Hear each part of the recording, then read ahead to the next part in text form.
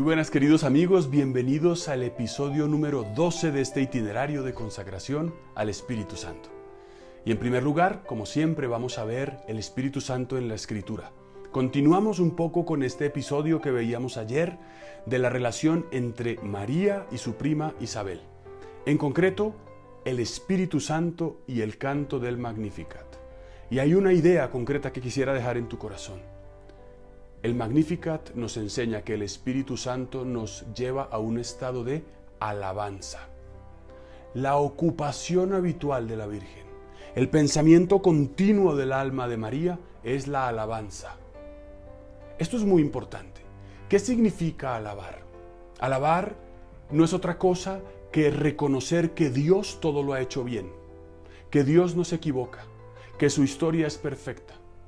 En el fondo, muchas veces, ¿por qué tú y yo sufrimos? Porque pensamos que aquello que nos rodea no está bien. No me debí casar, no debí tomar esta decisión, debería trabajar en otra cosa, debería vivir en otro país. Esa continua tendencia a renegar un poco de lo que nos rodea, es decir, el no poder alabar.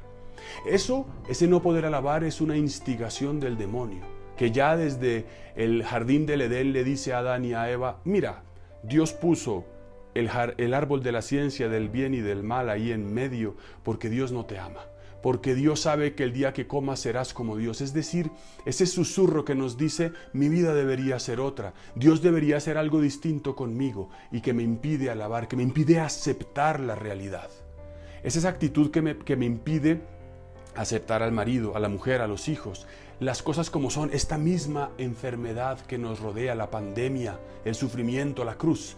Es el huir, el no querer aceptar la cruz. En cambio, María, no como algo puntual, espontáneo, sino como lo que, digamos, permanecía en su alma, alaba. La actitud de María es alabar, es mirar la realidad, admirarse de cómo Dios la ha hecho, guardar en su corazón esas obras de Dios y alabarlo, porque todo lo ha hecho bien. Así como Jesús está en función de su Padre, María también está en función de Dios alabándolo.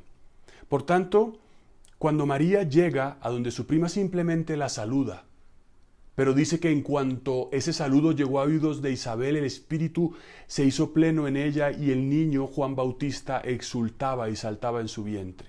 Una persona que vive en estado de alabanza, basta que haga gestos sencillos, simples, un saludo, un detalle de delicadeza para que transmita de manera potente el Espíritu Santo. El Espíritu Santo no se hace pleno o se transmite plenamente, digamos, a fuerza de hacer cosas escandalosas o llamativas. Basta un simple gesto de una persona que esté en Dios para que reaccione su interlocutor con una experiencia del Señor. Y en ese sentido podemos preguntarnos, ¿yo vivo como María en gratitud y alabanza constante? ¿Alabo a Dios por el día, por la luz del sol, por la dificultad, también por el sufrimiento, por lo bueno y por lo malo? ¿O vivo en una actitud de renegar, de juzgar al otro, de criticar, de exigir?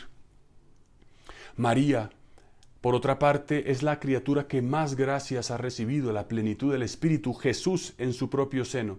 Y María proclama, no se calla, no se queda encerrada con eso que ha recibido, sino que lo expresa.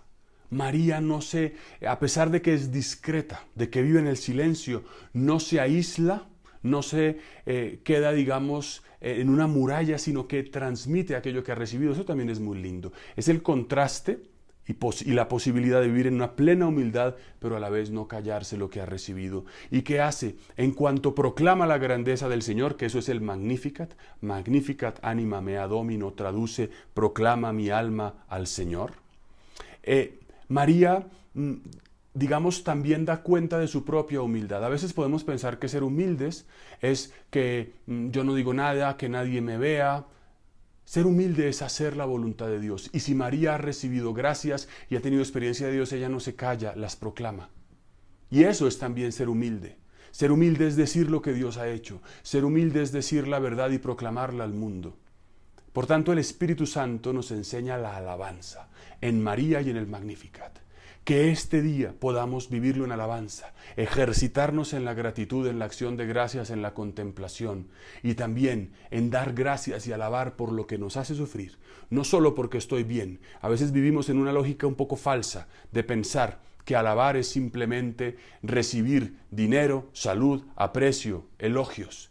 Alabar también es decirle al Señor gracias por la experiencia del sufrimiento que transforma mi corazón y lo hace como el de tu Hijo Jesucristo.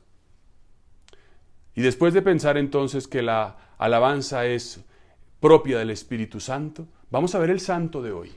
San Gregorio Magno, Papa y Doctor de la Iglesia, vivió en el siglo VI, diríamos así, al inicio de la Edad Media o al final de la Edad Antigua. Nace en el año 540 y muere en el año 604. Es muy importante en la historia de la Iglesia, por eso es doctor, porque ha transmitido la doctrina plenamente, y es magno, porque su actividad y su aporte a la evangelización fue impresionante. Lo que hizo enviando misioneros y apoyando la evangelización en Gran Bretaña a los pueblos galos, francos, normandos y del norte de Europa. Reformó al clero de su tiempo y también la liturgia. El canto gregoriano que conocemos hoy debe su nombre a Gregorio Magno, que instituyó una manera de vivir la liturgia a través del arte del canto. También reorganizó el sistema administrativo de la Iglesia. En una palabra, organizó a la Iglesia. A los 30 años fue nombrado alcalde de Roma, demostró grandes cualidades de gobernante y administrador, porque en aquel tiempo era la caída del Imperio Romano. Roma sufría la devastación de los bárbaros y él pudo también detenerlos. Es famoso este encuentro del Papa con algún líder de los bárbaros. Hoy hacemos memoria de dos aspectos, digamos, por los cuales este santo es pertinente en este itinerario. Porque fue monje en su propia casa. Él renunció a ser el alcalde de Roma para dedicarse únicamente a la vida espiritual. Vendió sus haciendas, repartió el dinero entre los pobres, hizo quitar de su palacio todos los lujos, venderlos y el dinero obtenido lo repartió entre los necesitados. Convirtió su palacio en un convento, se dedicó a la meditación, a la oración, al estudio de la Escritura y de otros libros religiosos. Muchos amigos se juntaron y quisieron vivir con él. En ese sentido, vivió una cuarentena, un tiempo de aislamiento, de contemplación, de encuentro con Dios. Pero también sabemos que en aquel tiempo en Roma estalló una tremenda epidemia, morían muchas personas. Gregorio organizó una procesión que salía de cada una de las principales iglesias de la ciudad durante 3 días pidiendo a Dios perdón y misericordia. Cuando la procesión pasaba por el Castel Sant'Angelo, el castillo del Santo Ángel, ahí cerca del río Tíber, dice la historia que él vio un ángel que envainaba la espada en señal de un cese de la epidemia. ¿Qué nos enseña San Gregorio Magno? De una circunstancia de aislamiento surge un santo. En el silencio y el recogimiento de su casa emprende un camino que luego iba a transformar muchas cosas, como ocurrió con San Patricio, que lo veíamos hace poco. En segundo lugar, San Gregorio nos enseña a implorar la misericordia divina ante una situación compleja para asimilar lo que está sucediendo. Dos realidades vemos. María nos enseña la alabanza, Gregorio nos enseña el silencio, implorar la misericordia y la importancia del orden. Oremos. Espíritu Santo de Dios, concédenos vivir este itinerario plenamente y seguir las enseñanzas y las inspiraciones que nos ofrece Santa María y el Papa Gregorio Magno. Amén. Que el Señor los bendiga y los proteja en este día. En el nombre del Padre, y del Hijo, y del Espíritu Santo. Amén. Dios los guarde.